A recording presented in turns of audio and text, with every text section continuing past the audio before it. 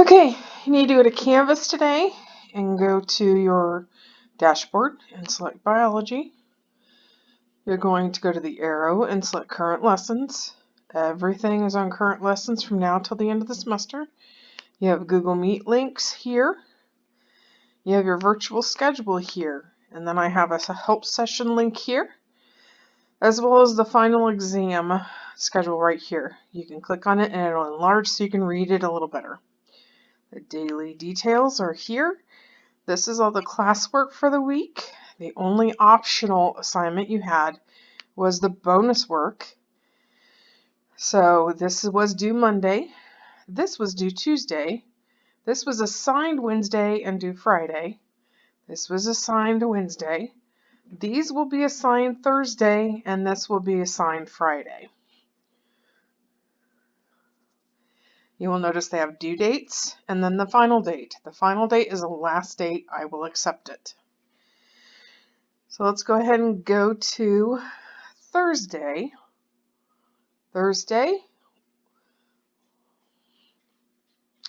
Actually, we want to go to Wednesday, don't we? Sorry. Wednesday, we did 8 characteristics of life. These are the 8 characteristics: cellular organization, reproduction, metabolism, homeostasis, heredity, response to stimuli, growth and development, and adaptation through evolution. You will want to know what all those things stand for, so let's do that again. Cellular organization is talking about single-celled or multicellular organisms, keeping in mind that viruses are not single-celled organisms or even alive because they must live inside another cell to survive. Otherwise, a plant cell, animal cell, and single-celled like bacteria, algae, things like that will be under this cellular organization. Reproduction is talking about the ability to make more of yourself, replicate, make more. Metabolism is talking about your ability to consume food and turn it into energy you can use. Homeostasis is maintaining the internal stable environment, such as when you're cold, you shiver to keep the internal environment at the right temperature, 98.6. Heredity is talking about passing on your genetics to your offspring. And that's how generation after generation occurs. Response to stimuli is talking about if I were touching a hot stove, I'd move my hand because that is the response. Growth and development is talking about being a baby and growing up into an adult. Adaptation through evolution is talking about we adapt or we die. So you would adapt to your environment in order to survive. Okay, these two here were practice quizzes we did together. This here is a scientific method vocabulary list to help you start reviewing. This here is a practice final exam. You can choose to do that or not. That's up to you. I will give you 10 points bonus for completion. Here is a characteristics of life video to help you get started on reviewing. So I'll let you see these questions. They have not been shared with you. We did them together, answering our questions in chat. So we're just going to go through the questions here real quick. I'll read the questions, give you a chance to answer on your own, and then I'll tell you the answers at the end. Which of the following characteristics of living things best explains why birds fly south in the winter? Living things respond to their environment. Living things maintain internal balance. Living things are made up of units called cells. Living things are based on a universal genetic code. You can certainly pause the video to answer each question. That way we can keep moving forward. Which of the following characteristics of living things best explains why humans sweat when they get hot? Growth and development, maintaining a stable internal environment, using energy, ability to reproduce. We also called this A, B, C, D, since we didn't have numbers next to it. Number 3, a or an blank is another name for any living thing. Organism, cell, person, or amoeba. Number 4, which of the following characteristics of living things best explains why your legs and arms get longer and stronger as you get older?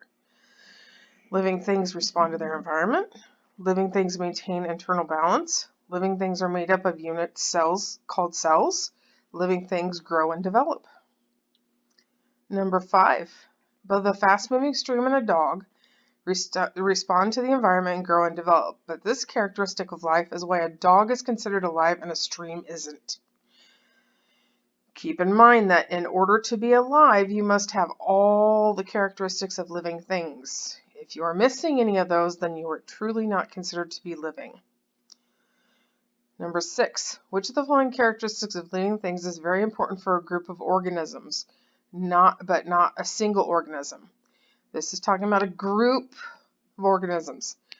Living things respond to their environment. Living things maintain internal balance. Living things are made up of unit cells. And living things reproduce.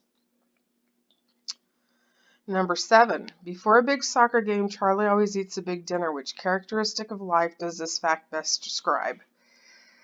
Living things respond to their environment. Living things grow and develop. Living things reproduce. Living things use energy. Number 8, the rest of these are true and false.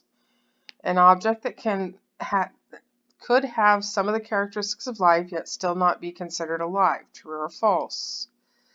Living things display all the characteristics of life. True or false?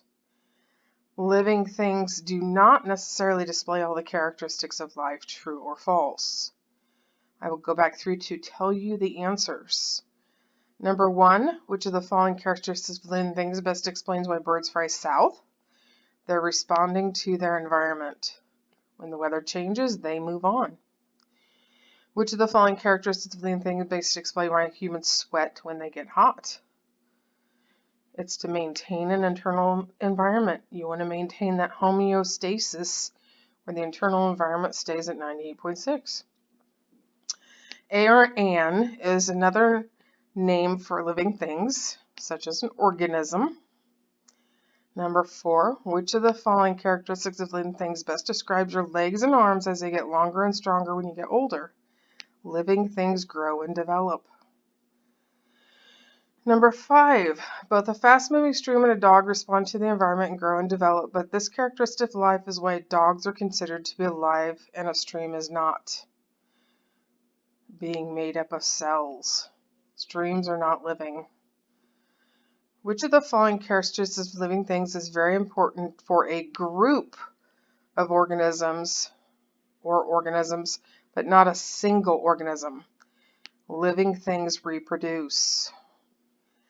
Before a big soccer game, Charlie eats a big dinner. Which characteristic of life does this fact describe? Living things use energy. Okay, here's your true and false. An object that could have some of the characteristics of life, yet still not be considered alive. It could have the characteristics of life, and it's still not considered to be alive. Living things display all the characteristics of life. That is true. You must have all of the characteristics. And living things do not necessarily display all the characteristics of life. That is false.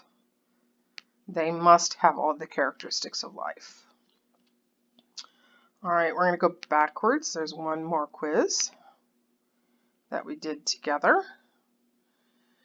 The scientific method. So I'll read these again. You can pause to answer, and then we'll go back and answer them together. What is biology? You can expect to see this question on the final exam. The study of mathematics, the study of human history, the study of chemicals, the study of life. It would be study of life. Bio means life. Ology means study of. Oops, gave that one away. Freebie.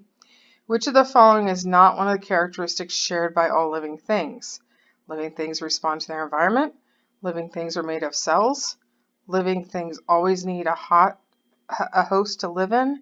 Living things reproduce. This is a matching that here is the list of options. So you can look at those for a second, pause. You're going to look for hypothesis, control, independent, dependent, qualitative, quantitative. This question, this refers to the questions below. Mrs. Ruby decides to try out if listening to music while taking a test would increase scores on the test. She has one class take the test in science, another class take it while listening to classical music. After grading the test, she found that the scores for each of the classes were very similar, and there was not a noticeable difference in the scores of the two classes. She wants to know which of the following is the independent variable for the experiment. The students taking the test, scores on the test, the classical music, or the classroom. Last question. Which of the following is a dependent variable? The test scores, music, students, or classroom? Okay, let's go back and answer those. I gave the first one away. What is biology? The study of life. 2. Which of the following is not a characteristic of living things? Things that are not living don't have cells. Hypothesis. If we say we're looking for a hypothesis, we are looking for